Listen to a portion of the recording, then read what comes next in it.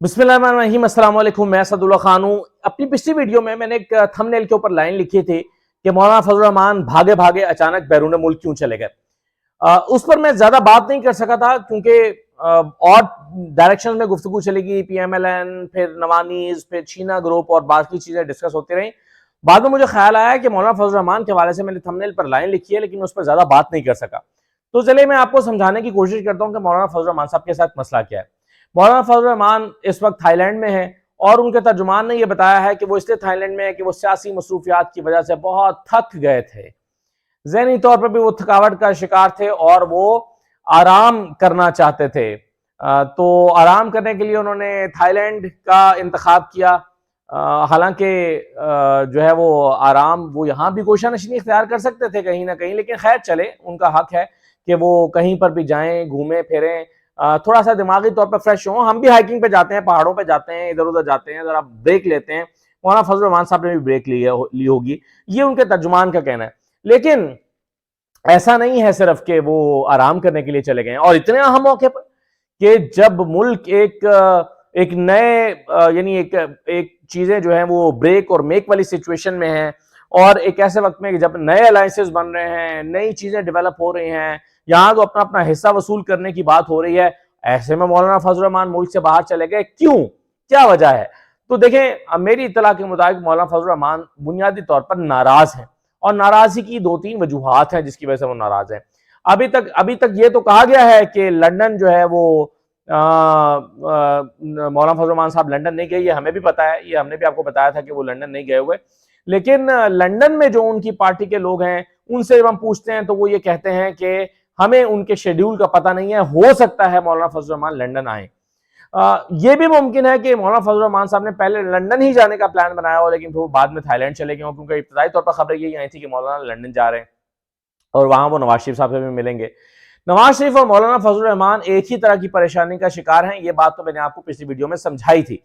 लेकिन मौलाना फजल रहमान का बुनियादी प्रॉब्लम क्या है, देखें, आप समझने की कोशिश करें कि मौलाना फजल रहमान सबसे ज्यादा इस वक्त परेशान क्यों है। नवाज शरीफ से भी ज्यादा परेशान है, क्योंकि नवाज शरीफ को फिर शायद कुछ ना कुछ मिल जाए, क्योंकि पंजाब में उनकी अपनी एक पॉपुलर सपोर्ट या अपना एक वोट बैंक तो फिर भी कुछ ना कुछ तो है ही, जिसको वो कैरी करते आ रहे हैं। पहले भी उनके पास सीटें थी, अभी भी उनके पास कुछ ना कुछ वोट बैंक मौजूद है, बावजूद इसके कि वहां पर पंजाब में जहांगीर तरीन साहब को एक्टिव कर दिया गया है। काफ लीग, ये चौधरी सरवर साहब एक्टिव हैं, और आपको पता है चौधरी सरवर भी जो है वो अपनी अराई बरादरी और फिर काफी उनके पास कार्ड्स हैं खेलने के लिए, वो सब चीजें कर रहे हैं।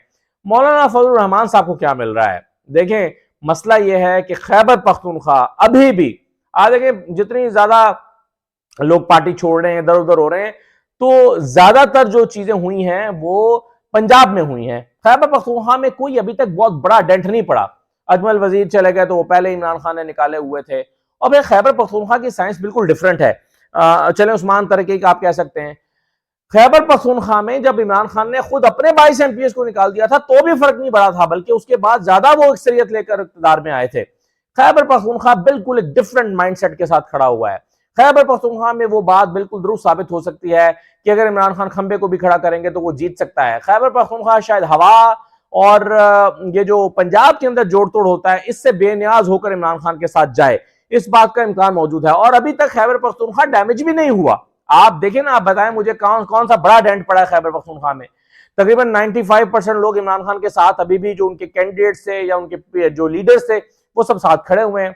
तो खैबर पख्तूनख्वा में तो कोई बहुत बड़ा डेंट इमरान खान को नहीं पड़ा, और लगता यह है कि इमरान खान की पॉपुलर सपोर्ट वहां पर मौजूद है खैबर पख्तूनख्वा में। इसका मतलब क्या हुआ? इसका मतलब यह हुआ कि मौलाना फजल रहमान के हिस्से में कुछ नहीं आया, खैबर पख्तूनख्वा में भी कुछ नहीं आया। और अगर आज इलेक्शन होते हैं तो मौलाना फजल रहमान साहब के साथ वही होगा। इम्कान इस बात का है कि मौलाना फजल रहमान के साथ खैबर पख्तूनख्वा में अब भी वही होगा जो अगर 9 मई से पहले इलेक्शन हो जाते तो होता। यानी 9 मई से पहले की जो इमरान खान की का वोट बैंक वहां पर था वो आज भी वही है। तो इमरान खान का, मौलाना फजल रहमान का सबसे बड़ा प्रॉब्लम यह है कि इस सारी जोड़ तोड़ या टूट फूट और तहरीक इंसाफ के को क्रश करने की जितनी एक्सरसाइज हुई है उसमें उनको क्या मिला है? मौलाना फजल रहमान को तो कुछ मिला ही नहीं है। तो सबसे बड़ी और मेजर परेशानी की बात तो उनके लिए यह है। दूसरी बात यह है कि मौलाना फजल रहमान साहब की ख्वाहिश क्या थी? मौलाना की ख्वाहिश यह थी कि PTI को क्रश किया जाए और उनको क्रश करने के बाद इनकी पार्टी को खत्म कर दिया जाए और उनके बंदे जो हैं ये कहीं पर एडजस्ट ना करवाए जाएं, और ये जितने लोग छोड़ के जा रहे हैं इनके लिए कोई नया ग्रुप ना बनाया जाए। मौलाना फजल रहमान जहांगीर ग्रुप और चौधरी सरवर ग्रुप बन जाने की वजह से, चौधरी सरवर ग्रुप में इसलिए कह रहा हूं कि उस तरह से चौधरी शुजात खुद तो एक्टिव नहीं है, अब उनके मामला को सारे चौधरी सरवर साहब ही देख रहे हैं और मैं ख्याल है ज्यादा डिसीजन पावर और चीजें उन्हीं के पास होंगी। तो ये जो मामलात हैं यहाँ जहांगीर ग्रुप और चौधरी सरवर वगैरह के, जिसके अंदर जो पीटीआई के लोगों को एडजस्ट किया जा रहा है, मौलाना फजल रहमान इससे बड़ा नाराज है और वो ये समझते हैं कि उनकी ख्वाहिश ये थी कि पीटीआई को क्रश कर दिया जाए। तो ये नया ग्रुप कहां से पैदा कर दिया है और ये नया एक मुतबादल कहां से आ गया है। इस तरह तो जो है वो उनको उनकी सपोर्ट या उनको वोट मिलने की बजाय दोबारा मामला जो है वो चला जाएगा किसी और के हाथ में। तो वही बात जो मैंने आपको नून लीग की परेशानी समझाई थी। तो दूसरी शिकायत जो है वो मौलाना फजल रहमान साहब की ये है। तीसरी शिकायत उनकी ये है कि वो पंजाब में हिस्सा मांग रहे थे। वो चाहते हैं कि उनको पंजाब में कहीं ना कहीं जहां जहां पर उनके मदरसे हैं, जहां उनका थोड़ा बहुत सेटअप मौजूद है, मुजफ्फरगढ़ में, इधर उधर जनूबी पंजाब में कहीं पर, वो समझते हैं कि वहां पर उनके साथ सीट एडजस्टमेंट की जाए। अब भला बताइए मौलाना फजल रहमान साहब के साथ कौन सीट एडजस्टमेंट करेगा? नून लीग करेगी? कभी भी नहीं करेगी। नून लीग क्यों एडजस्टमेंट करेगी सीट एडजस्टमेंट? यहां पर नून लीग अपनी पंजाब के अंदर जो सिचुएशन है उसको क्यों जो है वो कमजोर करना चाहेगी? और फिर मौलाना फजल रहमान के साथ किसी को सीट एडजस्टमेंट करके क्या मिलेगा, क्या फायदा होगा? तो मौलाना फजल रहमान साहब की ये ख्वाहिश भी थी कि उनको जो है वो पंजाब में सीट एडजस्टमेंट करके या कोई फॉर्मूला बना के उनको कुछ ना कुछ दिया जाए, बजाय इसके कि मौलाना फजल रहमान को कुछ दिया जाता, यहां तो मेला ही कोई और लूट के लेकर जा रहा है। तो इस मामले पर मौलाना फजल रहमान साहब भी इस मामले पर भी नाराज हैं। तो उनकी नाराजगी की ये तीसरी वजह है।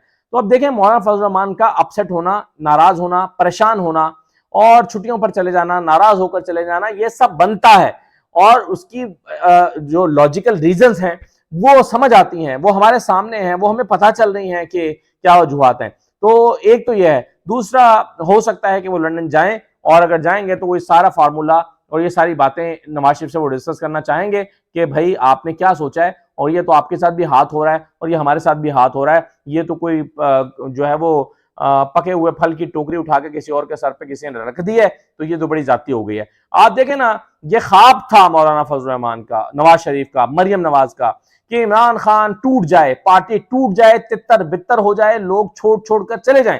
ये ख्वाब था उनका, ख्वाब पूरा हो गया है। लेकिन इस ख्वाब के पूरा होने के बाद भी अगर उनको कुछ नहीं मिलेगा तो उनकी डेस्परेशन जो है वो समझ आने वाली होगी। आपको पता चलेगा कि उनकी डेस्परेशन बिला वजह नहीं है। तो यही हो रहा है इस वक्त नून लीग के साथ, जिसको मैंने अपने पिछले वीलॉग में भी क्लियर करने की कोशिश की थी। दूसरी बात क्या है, देखिए इस वक्त एक चैलेंज एस्टैब्लिशमेंट के लिए भी है, एक चैलेंज एस्टैब्लिशमेंट के लिए भी है, और एस्टैब्लिशमेंट के लिए चैलेंज ये है कि ये जब आप बहुत सारे लोगों को लेकर आते हैं, मसलन देखें मेरी कुछ लोगों से बात हुई, मैंने छीना ग्रुप का जिक्र किया था, गजनफर छीना, आमिर शाहानी, डॉक्टर अफजल ढांडला, ये पूरा ग्रुप है। ये 18-20 लोगों का एक ग्रुप है और ये छोटा ग्रुप नहीं है, ये तगड़ा ग्रुप है। भक्कर में सियासत ये करते हैं और तगड़ी सियासत करते हैं और इसके कुर्बो जवार में भी। अब जब छीना ग्रुप से आप कहेंगे, यानी एस्टैब्लिशमेंट ने उनसे ये कहा कि आप पीटीआई छोड़ दें, उन्होंने कहा ठीक है छोड़ देते हैं, लेकिन बताएं कि हमें देंगे क्या और हमें किस ग्रुप में डालेंगे और हमें कैसे एडजस्ट करेंगे। ये जवाब में उनकी तरफ से कहा गया। अब मसला यह है कि इन लोगों का कहना यह था, छीना ग्रुप का कहना यह था कि भाई अगर आपने हमें कहीं और एडजस्ट नहीं करना अच्छे तरीके से और हमें जितवा कर नहीं देना है या किसी जीतने वाली सरकार का हिस्सा नहीं बनाना और हमने हारना ही है, तो फिर बेहतर नहीं है कि हम तहरीक इंसाफ के साथ खड़े रहें और हार जाएं। इससे कम से कम इज्जत तो बचेगी। अगर हम पीटीआई के साथ बेवफाई करके भी हार जाते हैं तो बेइज्जती अलग होगी, शिकस्त अलग होगी।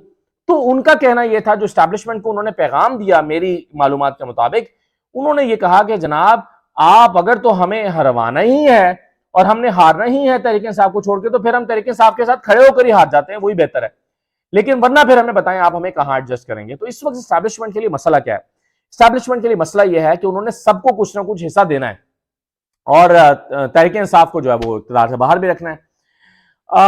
अच्छा, क्या तहरीक इंसाफ का कोई इम्कान मौजूद है? इस पर मैं आगे जाके बात करता हूं कि यह भी मुमकिन है कि प्लान जो है वो उस तरह से एग्जीक्यूट ना हो पाए और इमरान खान जो है वो क्या फाइट बैक कर सकते हैं, कम बैक कर सकते हैं। इस बात का क्या इम्कान है, इस पर मैं आगे जाके बात करता हूं। लेकिन पहले मैं बता रहा था कि एस्टैब्लिशमेंट के लिए चैलेंजेस ये हैं कि उन्होंने सबको कुछ ना कुछ हिस्सा जो है वो देना है। और अब आप देखें ना, कुछ लोग मुनहरिफ हुए थे, किसके कहने पर हुए थे? जो लोग मुनहरिफ हुए थे वो भी एस्टैब्लिशमेंट के कहने पर हुए थे, और उनको भी कहीं ना कहीं एडजस्ट करना है। और राजा रियाज साहब और नवाब शेर वसीर के बारे में कुछ अर्सा पहले राय ये थी कि इनको टिकट नहीं देना, लेकिन अब कल उनसे वादा हो गया कि चलें ठीक है, आपको टिकट हम दे देते हैं। क्यों? क्योंकि भाई अब हालात इस तरह के हो रहे हैं कि आपने सबको कहीं साथ लेकर चलना है। और अब तो खैर वैसे राजा रियाज के पास अखलाकी तौर पर कोई जवाब भी नहीं रहा, क्योंकि अब तो उनसे बाकायदा वादा हो गया कि आप हमारे उम्मीदवार हैं। अब तो उनके पास ऑपोजिशन लीडर रहने का कोई जवाब नहीं रहा, क्योंकि दोनों एक ही पार्टी के हो गए ना। अब एक ही पार्टी के होते हुए आपस में मुशावरत करके केयरटेकर वजीर आजम लगाएंगे, तो कैसी मुझे खेज बात है। खैर चलिए, ये तो एक अलग बात है, लेकिन कहने का मतलब यह है कि वो जो मुनहरिफ हुए थे उनको भी एडजस्ट करना है, अब जो नए ग्रुप बन रहे हैं उनको भी एडजस्ट करना है। जो पीटीआई से आप तोड़ के ला रहे हैं वादा करके कि आप पार्टी छोड़ दें, हम आपको जो है वो कहीं ना कहीं एडजस्ट करेंगे, उनको भी एडजस्ट करना है। किसी को किसी प्लेटफॉर्म से टिकट दिलवाना है, किसी को आजाद लड़वा कर जितवाना है और जितवा के फिर किसी ग्रुप में शामिल करना है। तो ये सारे चैलेंजेस जो हैं वो हैं। लेकिन एक बात मैं आपको बता दूं, आज की तारीख आप नोट कर लें, और इस तारीख को नोट करके आप मेरे वीलॉग को मार्क करके रख लें। जैसे वो मैंने एक वीलॉग पिछले साल किया था जो मुझसे डिलीट करवा दिया गया था, उसका कोई टुकड़ा पता नहीं किसी ने एक दिन बाद मैंने लगा डिलीट कर दिया था कि नवाज शरीफ से वादा किया गया है, कि जबान दी गई है नवाज शरीफ से कि अगले सेटअप में इमरान खान नहीं होगा। तो वो ट्विटर पे कुछ लोग हैं, उन्होंने वो पता नहीं कहां से टुकड़ा रखा हुआ, वो हर थोड़े दिन बाद वो मेरा क्लिप निकाल के लगा देते हैं। तो आप इसको भी डाउनलोड करके रख लें, इस वीलॉग को, और आपको मैं याद दिलाऊंगा आज की तारीख कुछ अरसे के बाद जब इलेक्शन हो जाएंगे। और बात यह है कि देखें, मेरा जो इलेक्टोरल थोड़ा सा इंतखाबी सियासत के ऊपर जो थोड़ी रिसर्च या तजर्बा है, उसकी रोशनी में आपको बता रहा हूं। तहरीक इंसाफ छोड़कर जाने वाले कई अफराद, बेशतर अफराद, कम से कम 30-40% लोग ऐसे होंगे जिनको टिश्यू पेपर की तरह उठाकर फेंक दिया जाएगा, और अगले इलेक्शन में वो कहीं नजर नहीं आ रहे होंगे। और ये वो सब वो लोग होंगे जिनसे आज वादा किया जा रहा है कि हम, तुम्हारी सीट हमारे जिम्मे है, जिनसे कहा जा रहा है कि तुम्हारी सीट हमारे जिम्मे है, उनमें से 40-50% लोग ऐसे होंगे कि जो कहीं करीब करीब आपको नजर भी नहीं आएंगे, और जो इतनी बुरी तरह हारेंगे कि उनकी जमानतें भी जब्त हो जाएंगी, और उनको फिर एहसास होगा कि हमें इस्तेमाल कर दिया गया, हमें इस्तेमाल करके फेंक दिया गया है, और हमारा हमसे जो है वो, और फिर उनकी गमगुसारी दोबारा की जाएगी कि कोई बात नहीं, परेशान ना हो, अगली दफा एडजस्ट कर देंगे। बिल्कुल वैसे ही जैसे पीएसपी के साथ हुआ था। आपको याद है, मुस्तफा कमाल की पार्टी बनाई गई, बड़े धूम धड़ाक से, रोज विकेट गिरती थी, रोज 4 बजे प्रेस कॉन्फ्रेंस होती थी, आंसू बहाए जाते थे।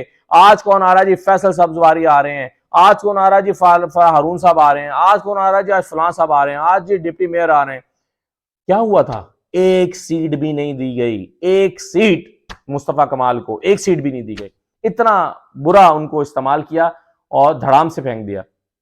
तो ये आप नोट कर लीजिएगा मेरी बात, मैं आपको नाम ले लेकर बताऊंगा जब इलेक्शन हो जाएंगे कि इनसे वादा करके लाया गया था क्या तुम्हारी सीट हमारे जिम्मे है, और देखिए उनके साथ क्या हाल हुआ है। तो ये होगा, क्योंकि इतनी गुंजाइश ही नहीं है जितने लोगों को आप एडजस्ट करने के लिए लेकर आ रहे हैं।